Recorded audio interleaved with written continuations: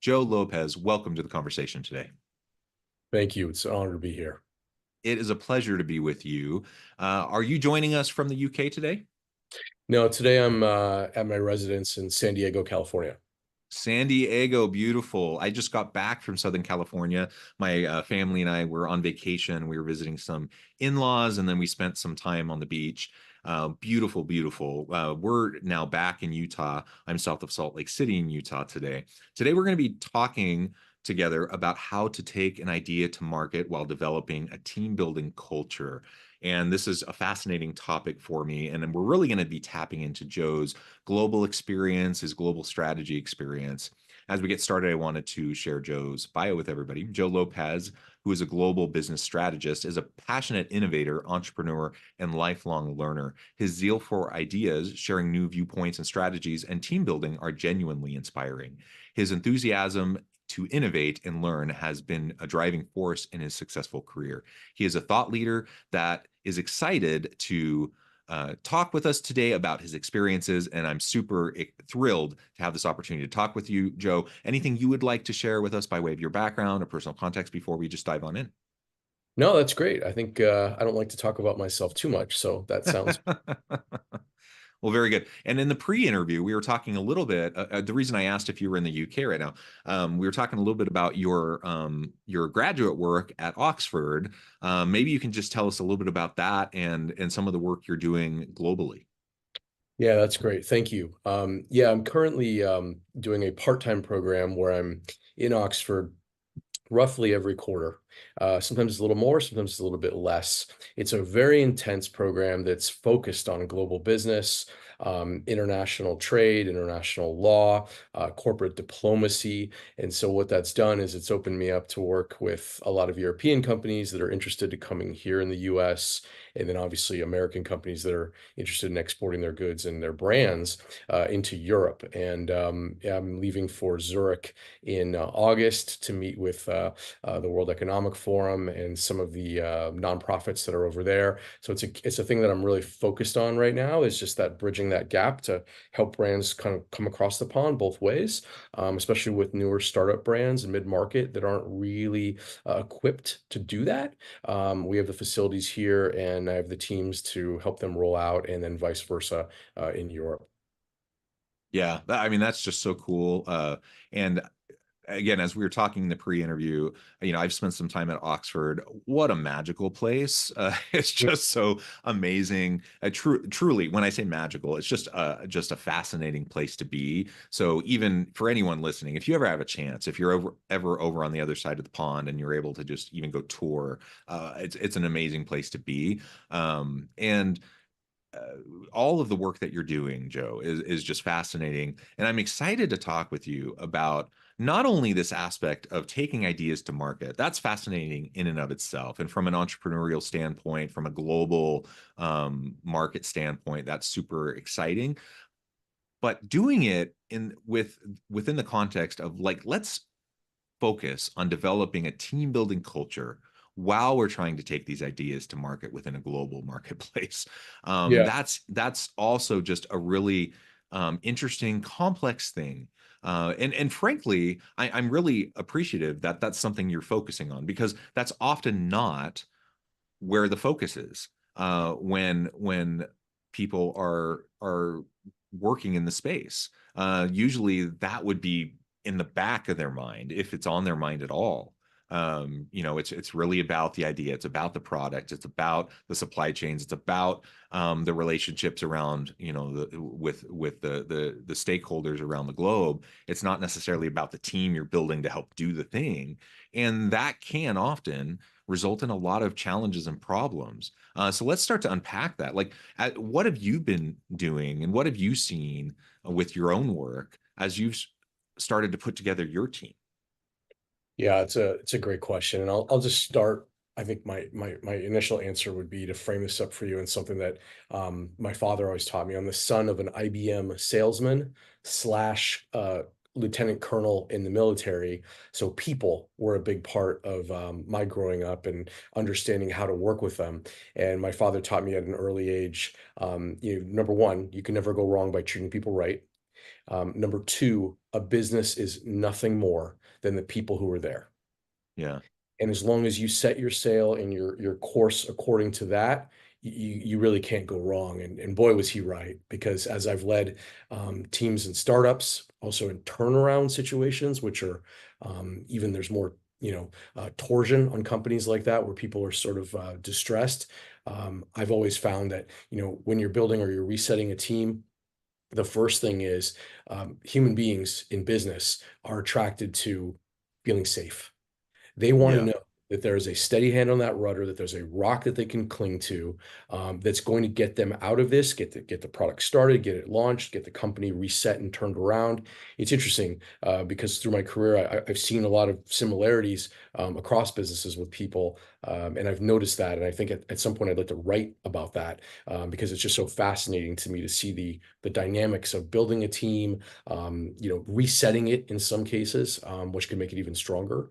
So those are my kind of core tenets. My philosophy when I go in is I'm conservative. I don't go in and say, okay, with a turnaround situation, we need to remove everyone. That's the opposite. I usually walk into a situation and I sit in the office of the person who was there before me and I try to absorb. I listen to people. I hear everything that they have to say about the business.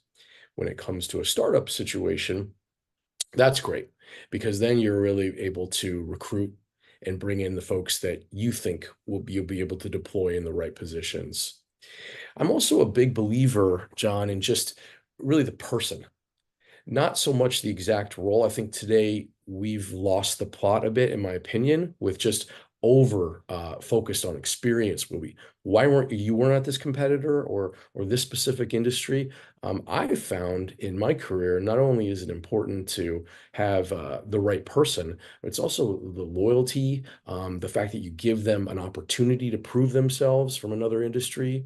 And also, the other thing is, and I've heard Elon talk about this a lot, it's not just about the IQ either of the person, because usually if you bring somebody in with a high EQ, they really are loyal and they'll really be Mhm. flexible and be able to go across industries, and they're less likely to be thinking about creating their own business and running out the door tomorrow, which is a big problem that we have with startups and particularly in the Bay Area, which is normally where I work with startups. So hopefully that gives you a bit of a framework on how my brain works around, human capital and people, the most important thing a business has. Yeah, no, I really appreciate that. Just the framing around people being the most important asset. I completely agree. Not people as an asset in terms of, sometimes people kind of cringe at that or balk at that idea of people as an asset. Oh, that means they're disposable, blah, blah, blah. No, we're talking about people as an asset in terms of they're valuable. We're going to invest in them just like you would any other asset, just as you would any other resource. So we're just talking the language of business, Yes. so that you can recognize how important the people are, that they're valuable, that we need to invest in them. And I appreciate how much emphasis you put on that, in that people are what build the business. They are the ones who create the products and services that you then bring to market, that then allow you to make money, that then help the company to grow, right? They're the ones that do the innovations that allow you to add value to the market. So people really are important.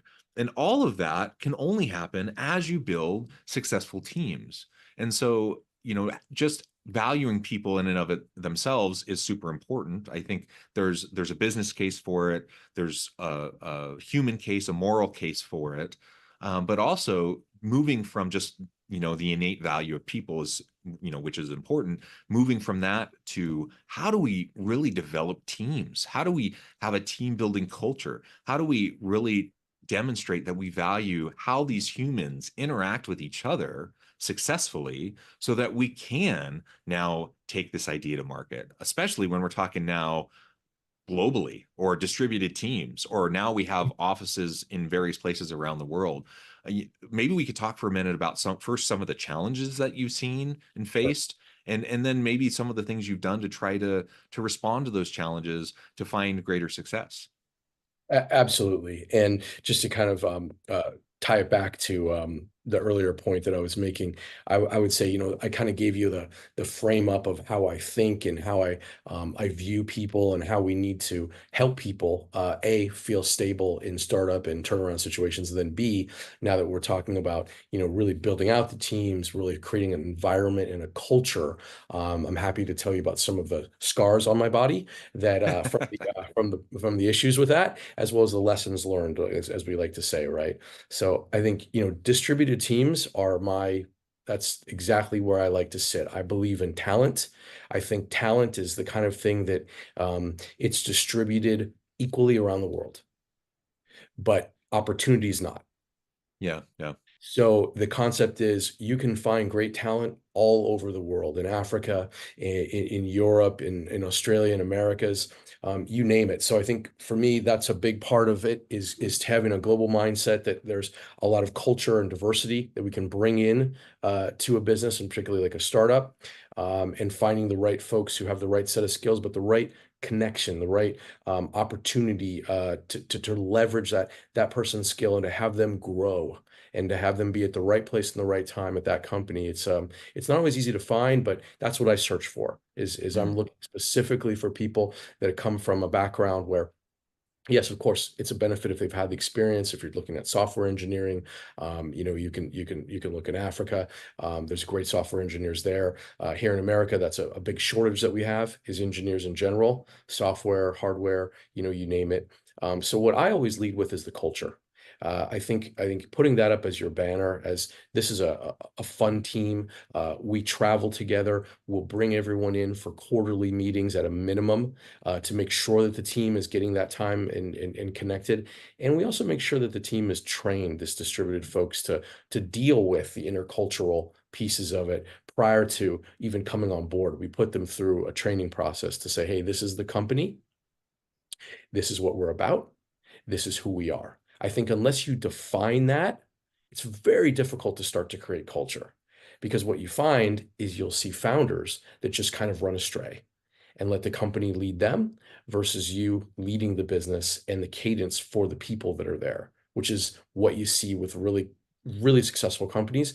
They've created what I always strive to create, which is a way about doing business, their way, their cultural way that they do that. So, to answer your question about the challenges, yes, of course, they're there with distributed teams, even teams just within the U.S. or within an office. The politics that can come out of that, the water cooler talk, those are all challenges to constantly reset the culture and to make sure everyone's believing in the mission. Human beings, again, want to be drawn towards a stability, a rock, and then know that they have a place to flower and grow, and then they will give you back so much more, John, to the business, and contribute and feel good and create a good culture. It's business, so it's not always happy. John, not every day is great. I'm not going to lie. Okay, there are days that are better than others. There are weeks that are better than others. But Yeah, generally yeah. speaking, if we're setting the course with a team, this is the culture that we're going to take. This is how we deal with problems and tackle it. Then there's some thought process there. Okay, we understand. The company's always got my back, right? It's not just leaving us out as a software engineer in Morocco from a French Algerian guy who doesn't feel connected to the team at all. Absolutely every single person needs to feel like they are a critical path or they end up floundering. And I've seen it time and time again. Yeah. Excellent. And I appreciate the focus in your experience around these distributed teams, but also the recognition that whether you're distributed, whether you're remote, hybrid, or face to face, team building is all about culture and it's hard. It doesn't matter if you're together in the same office or if you're scattered across continents. It's challenging and it's built upon trust. Like team building and a team building culture is built upon trust and mutual accountability and trust. And it's hard. It culture will emerge, like some sort of culture will emerge Yes. organically. Yes. Um, and usually, what emerges organically will not be particularly healthy or helpful or productive unless you purposely try to nudge it along in a productive, healthy way. So, unless you're strategic about like trying to create a healthy team building culture, um, unhealthy things happen, toxic things happen, things Yes. will shape it in a way that's not the way you want it. And so we have to proactively try to create that team building culture, put in place the mechanisms of mutual accountability and trust, create the opportunities for people to have that human connection, to work together, to build the trust, etc. And if it's hard to do in a face-to-face setting, and it is, but if it's hard to do in a face-to-face setting, you know it's going to be hard to do in a hybrid or a virtual distributed setting, right? Um, and so it just brings to mind the importance of why we need to prioritize this in any types of work that we're doing. And in the work that you're talking about, if you're a startup, if you're an entrepreneurial endeavor or a merger acquisition, if you're meeting with new people, if you're bringing new team members onto the team, you have to work really hard at trying to integrate people in, to try to really establish the type of team culture that you really want to have. And maybe we could take the rest of our time together to just talk about some of those types of things you've done to proactively, strategically create that culture, to develop, put in place those mechanisms so that you can have that culture emerge in the direction that you want it to. Yeah, really well said. I think, just for my own edification too, to recap that and add my own little spin on it, add some texture. I couldn't agree more. You have no choice with culture. It's coming one way or another. It's just whether or not you want to steer it the right way, in the way that you want it to go, as a leader, who can then build their company around that, or let the toxic and the people that are being asked to do the wrong things at the wrong time, to kind of let that spiral and let them not feel good. To human beings, we're all very similar, right? If we ask, I always say, if you ask a dolphin to climb a tree, whose fault is that? Whose fault is that? When I have leaders come to me and they'll say things like, I just don't understand, Joe, why aren't people just doing their job? Well, I think I know what the problem is right out of the gate. If you're talking to me about you don't understand why people aren't doing their job, chances are you've probably not paid attention, you've given them too much rope, or you're asking them to do things that they're just not able to do, and you don't see that. So that's very important, I think, is spending the time, I would say, with individuals. There's no waste. I never think about it as, oh, I'm taking a half an hour with this person. If I can spend that time to listen, to learn from that individual about what it is that they're doing, what their challenges are, what kind of support that they need, that pays off dividends for them and for the business. And I find it's when you've got these sort of more aloof leaders, oftentimes they're high intellects, or, maybe just really um, um, nuts and bolts business people, just do the job. That's where things can get squirrely. So I avoid any and all of that through my own personal way of always reaching out, being in a constant cadence with people that I have scheduled. So I have scheduled meetings just for culture.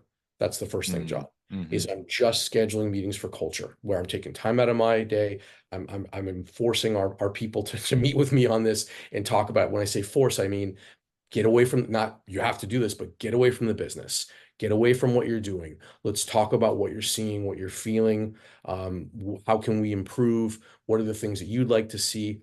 Of course, we can't make all those changes to every business, but it allows our people to be a part of that process. And that's critical path when it comes to building a business, is that everyone has buy-in.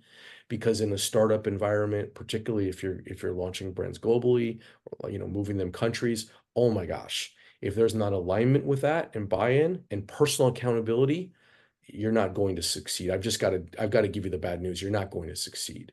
Why is that? Well, the simple answer is because we're not talking about a 9 to 5 situation. We're talking about muscling, pushing things over the top, doing things on weekends, extra time to make sure deliveries, shipments, customer satisfaction is there through the entire supply chain, right? Whatever that is. So for that to happen, it takes the people to push that through and to make Yeah. sure that they feel accountable and a part of it. So the first thing is culture meetings, very, very important. Can you Um, describe a little bit what those meetings look like? I'd love to. So I block off anywhere between 30 minutes and an hour, depending on the particular situation, the person, what we're dealing with. And I will have a one-on-one meeting to just get everything out on the table with how they're doing, how they're feeling about the company is how I usually ask. I open it up with very open-ended questions. How are you doing? Right? How American, by the way, is that? We're known internationally. How are you doing today? Most people outside of the US are not familiar with that question, right? So then that puts them a little back a little bit. Well, let me talk about that. And oh, how are you feeling about your job? How are you feeling about your coworkers, about me, about how we're working together? How can we maximize our time as a company better? I'll ask leading questions and listen. Although I'm not doing a very good job of it on this interview, as you can tell, I like to listen and hear what folks have to say. I take notes of that, and then I review it with the team. If we've got an HR team, if it's a very small company, I review it with my inner circle. Right, I just call it the small table. If you're a Game of Thrones fan, So, and just the inner circle to talk about those, and are there things that are systemic that we think we can change? How can we address this for Ryan and Suzanne and Amir? How can we address those kinds of things? So I think it's, for me, business, especially about a startup or a turnaround, it's all about getting in front of the ball with people and making sure I'm there fielding it for them to protect them, to give them the resources that they need. Those culture calls are very organic. They're not that structured. Because they can go a lot of different ways. But what I'm really looking for, why I'm spending that time, is to pull out of that person, whether they're an introvert or an extrovert, to make them feel comfortable enough that their paycheck's not being threatened. And what else could we be doing to make optimization better for you, for how you're feeling, and for the company overall? Yeah, I love that. All right, I interrupt you as you started to move on to your next thing, Oh, so I apologize. no worries at all. The next thing is our sort of quarterly meetings. I'm also a big fan of getting together, but when we do that, what I've seen go wrong are just things like, these national sales meetings, which I've run through my career when I was, coming up, and you have to get everyone in a room, and it's uncomfortable, and you're in bad chairs and bad lights, and you're there for 3 days eating muffins. It's amazing no one feels happy or good, and I never understood how that created culture. And Mm, I don't believe it does. I don't believe it does. So when we bring people in, we usually do it in a fun environment, right? We want some fun activity, whether it's physical that people like Top Golf, going to see something like a musical together, a play even, creating things that create those bonds. Because with that limited time as adults, where we're taking time away from our personal life to travel, we then have to really invest in what we're doing with that time as a company to say, let's create an event that brings everyone together. Let's also do some team building experience. I don't mean team building as, fall down in my arms, but, really spend the time together, so that those bonds are created, they're fostered, and then we can fan those flames. I think that's a second piece. So is always having that, I give you my father's advice was always have something planned, right? So then they know every quarter we're doing XYZ, we're traveling here. And it may be, if we're doing well and we're rewarding the team, then we may be going to a tropical island, right, for a mhm. getaway, and you bring your spouse.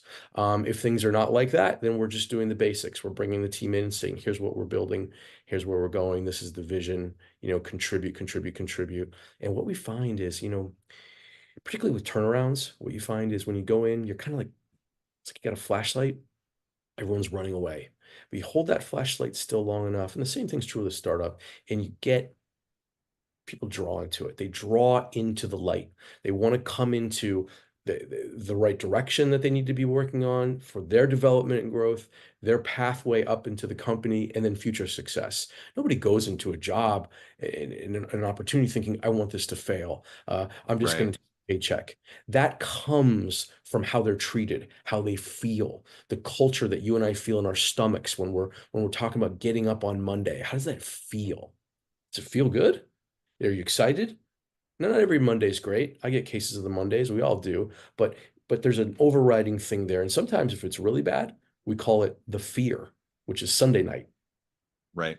which The is what's Sunday coming. blues, right? Sunday blues. So we try and avoid all that as much as possible by treating people right. It all comes back to my key principles. You can never go wrong by treating people right, and that people are the most important thing at the business.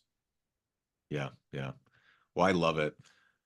Joe, we could go on and on. We've only scratched the surface, but I also note the time. I need to let you go here in just a minute. Thank Before we you. wrap things up for today, I just wanted to give you a chance to share with the audience how they can connect with you, find out more about your work, your team, and then give us a final word on the topic for today. Fantastic. Well, thank you so much for the time, John. Yeah, if folks are interested in following me, I do most of my work on LinkedIn. I have a very active LinkedIn profile where I'm talking about international trade, moving brands from continent to continent, leadership, team building, developing corporate culture, you name it, as well as some personal experiences. I travel a lot, so I'll talk about the opportunities that I see with economic development in different countries. You can reach me at LinkedIn. It's what is it? It's linkedin.com/IN/J Lopez III, because I'm Joe Lopez the third. So that's the best way to get a hold of me. And I'm on that pretty consistently. And I have a small group of people who help me with it as well. In addition to that, just kind of wrapping up, yeah, I mean, looking back on my career and thinking through human capital, leadership, people, again, most important thing you could do is focus on your people, treat them right, whatever you, and if you're in a turnaround situation, listen to them. They're the key. Don't run in and think we're going to do this and be so heavy-handed. It's very important to listen to people, to sit down in an environment and absorb what's going on around you, and then you can be the leader that executes, sends the orders out, and gets things done. But to walk in and just kind of clear things, or we're going to do like this, be very heavy-handed, I've often seen that go the wrong way, or even worse, to your point, not having a cultural plan. So I would encourage everybody on this to make sure they're always thinking about that, creating a cultural plan, and executing as best as they can. And I'm available to discuss that at any point. Love it. Joe, thank you so much. It's been a pleasure. I encourage the audience to reach out, to get connected, find out more about what Joe and his team can do for you. And as always, I hope everyone can stay healthy and safe, that you can find meaning and purpose at work each and every day. And I hope you all